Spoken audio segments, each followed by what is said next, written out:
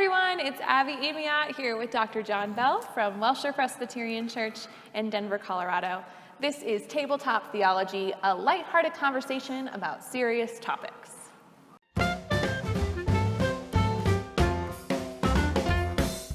So Dr. Bell, yes, we're in person. Yes, we happen to be at the church at the same time, and I'm not quite dressed for the chancel, but here we are next to the Welsher window, and we're ready to talk about hope.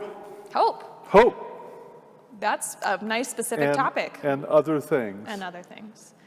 We are starting a fall series at Welsher called Renewing Hope. It kicked off last week.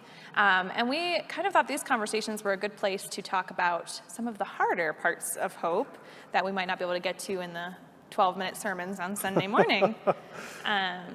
Because hope is hard in 2020. And I don't know that we all know what hope is, frankly. Well, one thing we know is that we need hope. Right. And so at Welsher, we're talking about hope. But once we started talking about hope, and people started thinking about hope, it's like, what is hope? Mm-hmm. And hope is not an easy topic in Christianity. People hope to live longer. People hope their kids get in the college of their choice. People hope the Denver Nuggets win the championship. Go Nuggets. But then there are the bigger things. People hope the pandemic will get over soon. People hope that justice will be done. So in the church, here we are in the chancel, what does Christian hope mean? And Christian hope, historically, for many centuries, meant simply life is short, brutish, and mean, and then you die, and you hope for heaven. And so Christian hope for many centuries was hope to go to heaven.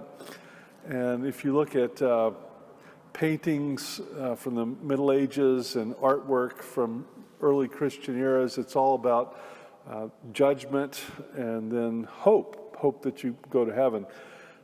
Really starting in the Reformation period, hope moved to more of a not just heaven, which is not wrong, but hope for things on earth. Because in the Lord's Prayer we pray that things in heaven will come on earth. And so since that's our daily, weekly prayer,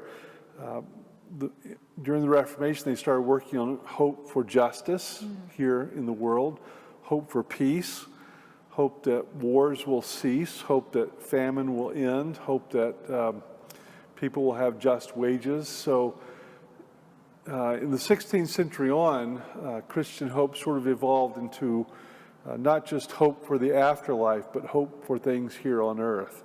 And that's been very inspirational. It's been with the Reformed Presbyterian tradition all along. All hope is good. Faith is defined in the Bible as hope for things yet unseen.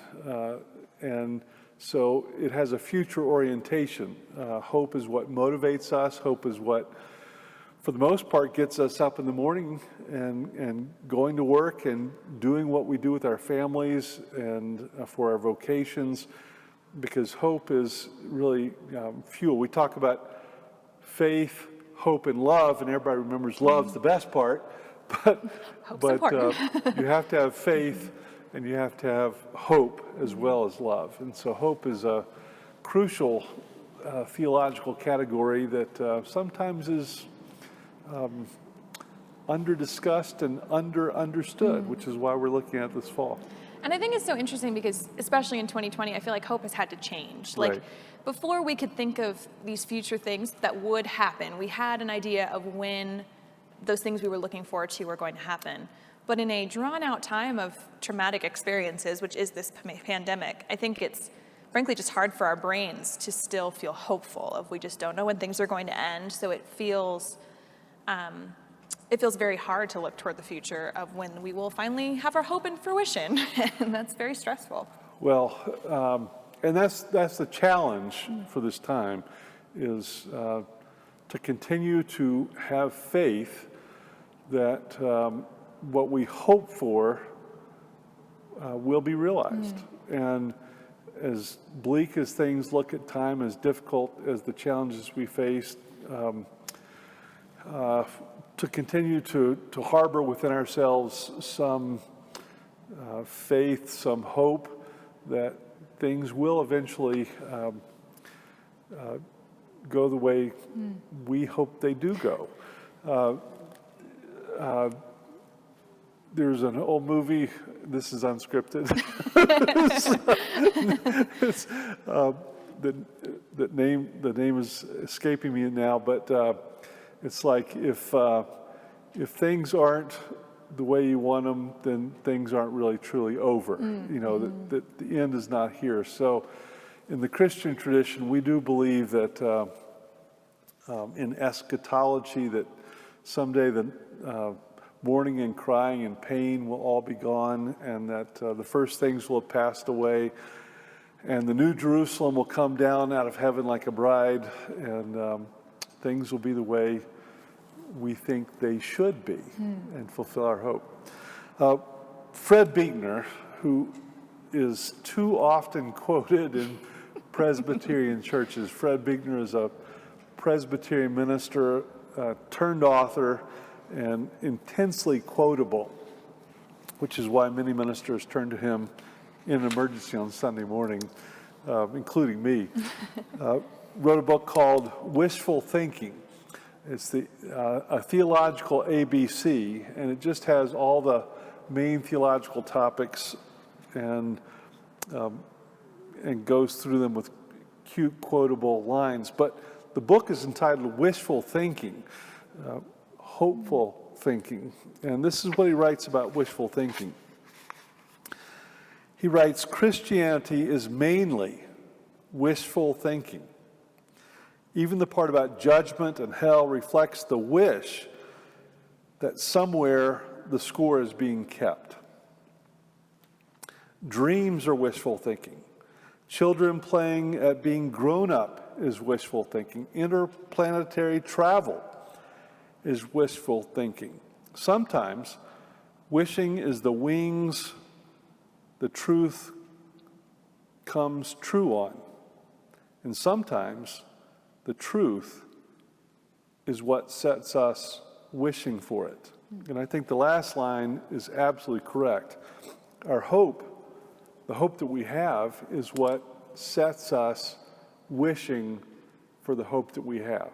And I think that's the important thing to remember during this challenging time, not to give up hope for justice, for peace, for health, for goodness, and for food, and all the good things that God gives us. That's what shalom means, all the presence of the good things of life. Now, at Wellshire, I mean, we have the tagline of a community of hope, and I think something that's been kind of sticking with me is hope as action. We talk about love as action, and I think there's something to that of, even if we don't feel hopeful, if we don't have that feeling, getting up in the morning is an act of hope at this point. And I think to try to encourage people out there that it's not necessarily having to be a feeling at this point. I think, living our day-to-day lives in the midst of 2020 as it is an act of hope and an act of defiance against helplessness, really. I mean, correct. I think that's something. I want to kind of dive into the Bible of it all. Bringing in theology here. But I think there are parts of the Bible that are very hopeful, which you will be preaching on this fall, and there are parts of the Bible that are just really depressing and not particularly encouraging at this time. I mean, there's spaces for that. Like, I'm thinking Ecclesiastes of seasons for things and how we read the Bible sort of in seasons in that way too. But I kind of want to just chat about how we read the Bible. I grew up in a tradition that took the Bible very literally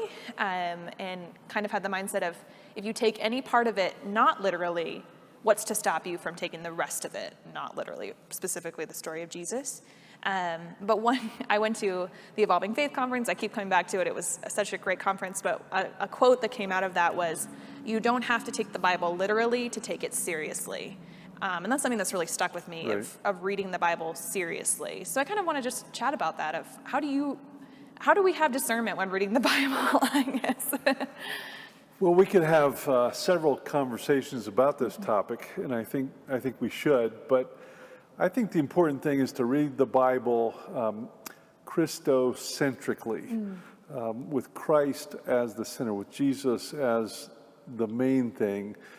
The Bible is written over several thousand years by numerous authors in many different political situations. And to say that the Bible is a linear book, which we can take literally, really escapes the mind, and I think undercuts what the book really is. It's a witness to the people of God through the history of humanity. And I think we need to look at Revelation, which is what the Bible is, as evolving to the point of Jesus Christ, and that in Jesus we see the Word of God revealed most clearly. And so when we're looking at parts of the Bible which are depressing or negative, I think that does need to be tempered with what we know about Jesus. So I do believe the Gospels and the Sermon on the Mount and these miracles that Jesus does and the good words that he preaches are, I do believe that's how, that's the lens you need to look at the other parts of the Bible. So the oracles in the Old Testament, the prophets, the history of Israel, all needs to be looked at in the light of Christ. So yes, all of it needs to be taken seriously. Not all can be taken literally, and it must be looked at in light of our faith in Jesus Christ, because we are Christian. Well, I love that you're preaching on Lamentations this Wow. week, because Lamentations, I mean, normally does not feel very hopeful to me when I think of that book. I remember learning the books of the Bible, and in the song, to learn them, we actually went, Lamentations, and had this crying through it. So I guess I appreciate that, and I feel like you're implementing that in your sermon coming this week even. Well, I just recorded my sermon on Lamentations a few minutes ago. But you know, I feel like this is a time of lament in the world, not just the country, but a time of lament. Many are weeping, mourning, mired in grief and regret. But in the middle, even in the middle of the book of Lamentations, there's this wonderful passage of hope. The steadfast love of the Lord never ceases. His mercies never come to an end. Great is your faithfulness, great is thy faithfulness, is the hymn which many of us know. So even lament can be an expression of hope, because when you complain to God, when you express your sorrows to God, you're also expressing the fact that you hope or had hoped it would be better. And as long as you're talking to God about what you had hoped would happen, the dialogue is open, the lines of communication open, the prayer chain is open, and it's an expression of the fact that you still believe God is going to come through in the end. The book of Lamentations is often thought to be written by Jeremiah, maybe so, maybe not. But one thing I don't exposit in my sermon, which I do read in the service, is that Jeremiah, as the Israelites were taken off in exile, actually bought property in Israel, in Palestine. and if you're being taken off in exile and yet you buy property, that's not a good investment monetarily, but it's a sign that you think someday that property is going to be mine. Someday that property is going to be valuable. Someday I'm going to return to my home. So in my mind, that purchase of property was a profound expression of It's that action of hope hope right that there. Jeremiah has. And so sometimes I wonder what is it that you and I and others can do as a profound expression of hope for this time. What action can we take in the future that is like planting our flag for we're expecting great things? I think that's a wonderful place to end. I think, kind of speaking to our listeners, also want to welcome our podcast listeners. Oh my gosh, We've got to podcast. say we're on a podcast now too, all your platforms. But I think, for this time of where it really can feel very hopeless, of being intentional, even in these small places, of looking for actions of hope. Right.